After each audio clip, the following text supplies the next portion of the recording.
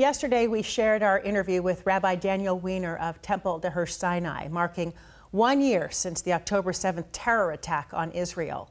He went on the record to talk about the impact, not just on Israel, but Jewish communities around the globe, including right here at home. He is one of the voices reflecting on the past year. Jeff Siddiqui is another, a community advocate and member of American Muslims of Puget Sound, and he shares a different perspective and vision for a peaceful future. Joining us now is Jeff Siddiqui, community advocate, also a member of American Muslims of Puget Sound. Thanks so much for being here. Thank you for having me. I want to start with, could you have imagined a year ago that we would be where we are in the Israel-Hamas war today? Not in my wildest nightmares. No. When you think about the past year, have you been in touch with anyone who's on the ground in Gaza, anyone locally who's connected with people there in Gaza? Not directly, no. What do you know of what's happening on the ground there? Well, there's that forbidden G word that keeps coming up that we keep refusing to recognize, genocide.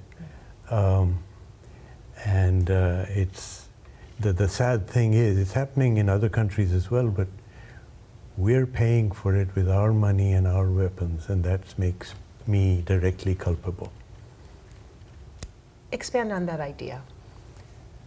We're giving unlimited weapons and unlimited money to Israel, and they're using it in an unlimited fashion to kill Gazans and flatten everything, including even in the West Bank and now in Lebanon and very soon in Iran.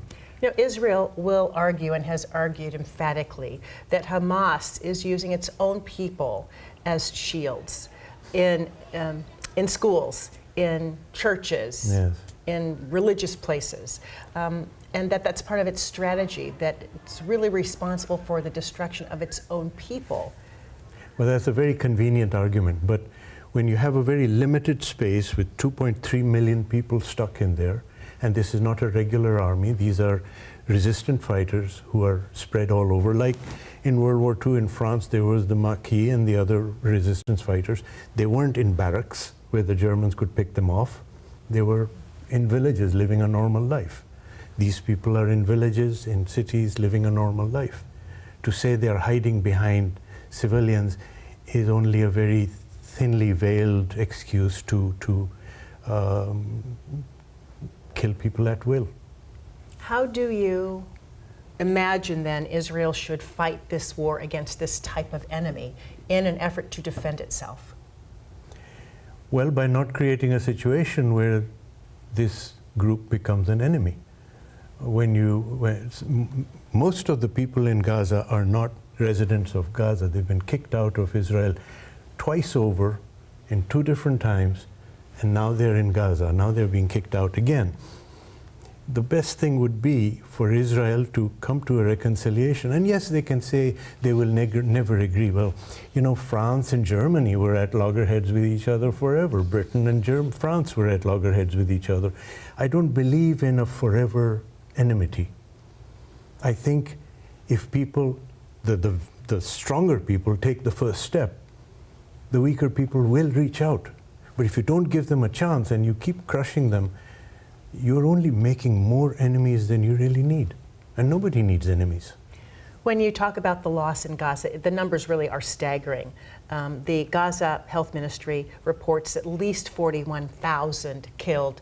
I'm sure you're aware, the Lancet Journal says the number could be 186,000 if you consider disease and the humanitarian crisis that's That was many months ago. I guarantee it's over 200,000 now. So, over the past year, this is the kind of devastation that we've seen. When you look forward, what does a future look like for the people of Gaza, of the West Bank? This may be my weakness, but I'm a forever optimist. If we don't have hope, there really is no point in living. My hope is, not just in Israel, not just in the Middle East, but everywhere, people will at some point be persuaded to come to their senses. And it is up to us, the people who are enablers of many different sizes, not just United States, Qatar, Saudi Arabia, all these countries, to start that process and it can come together. We're seeing an escalation now of tensions there. You've seen the bombardment between Israel and Iran with more than 200 missile strikes just in the past week. We're looking, do you think, at a regional war potentially? It's not going to be. A war suggests that there are two antagonists at battle with each other. This is not a war. This would be another slaughter. Just they'll destroy an ancient civilization that is probably one of the most advanced civilizations in the Middle East. The U.S. has tried for months to get some kind of ceasefire agreement and hostage exchange or hostage deal to have the hostages freed, to no avail. Diplomacy, is it just failing? Well, the U.S. has never been an impartial broker. So the U.S. is saying, and look at the language they use, they want a hostage deal. They don't want an exchange of captives. Yes, there are a number of captives held by the Gazans, whether it's Hamas or Islamic Jihad or whatever, but there are thousands held by Israel. What is the point of all that? Why not just let these people go? In the past, Israel has made these incredible swaps, thousands for one or two soldiers. That is not working this time around.